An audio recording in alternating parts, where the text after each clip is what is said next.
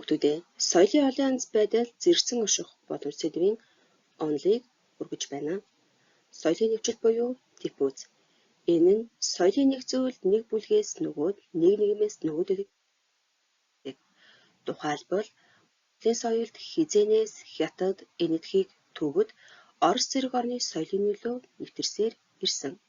Тухайлбал манай улсад 20 дугаар зууны зөвлөлтийн улс 1990 оноос хойш барууны соёлын нөлөө хүчтэй дэлгэрэх болсон энэхүү ойлголттой холбоотой юм а. Хүүхдүүд та бүхэн зургийг анхааралтай сайн ажиглаарай. Зураг дээр байгаа зүйлсээс аль нь Монголын соёлд нэвчин орж ирснийг дүгнэн ярилцаарай. Хожимдолт.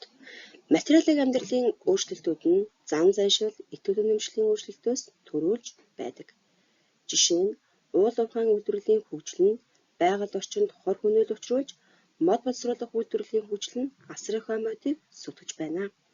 Энэхүү ойлголт нь хүн төрөлхтний хөгжил нь буцаагаад хүн төрөлхтний бий болгосон соёлыг устгаж байдаг гэдэг ойлголтыг илэрхийлдэг. Тухайлбал 21-р зуунд уул уурхайн хөгжил дэлгэрснээр бид нэр байгалийнхаа өв соёл унган байгалаа сүтгэж байгаа нь соёлын хожимдолт хэмээх ойлголттой холбоотойгоор гарч ирнэ.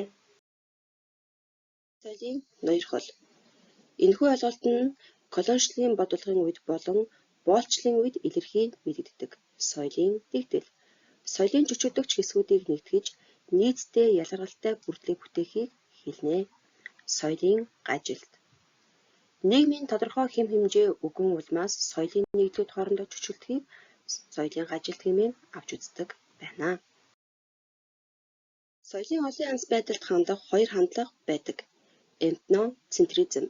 Энэхүү үзлийг үндэстэн төвд үзэл гэж нэрлэх бөгөөд өөрийнхөө соёлыг бусдаас дээгүүр гэж үзэн өөр соёлын итгэл үнэмшлийг өгөөсөх хандлагыг хэлдэг. Тухайлбал энэхүү зураг дээр Герман үндэстэн болон Еврей үндэстний хоорондох байдлыг харуулсан зураг байна. Релятивизм. Тухайн соёлын зан үйлийг өөрсдийнх нь итгэл үнэмшил сэтлүүдийн үүднээс авч үзэх. Өөрөөр хэлэх юм бол релятивизм нь соёл бүрийн өөрийн гэсэн онцлог ялгаатай байдлыг хүлээн зөвшөөрөхийг хэлдэг.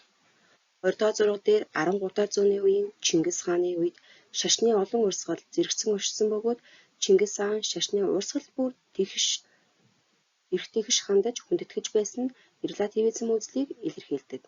Харин дээд зурагт байгаа Герман үндэстнүүд еврейчүүдэд хандсан хандлага бол өөрийнхөө соёлыг бусдаас дээгүүр гэж үзсэн буюу этноцентризм үзлийн жишээ болж байна.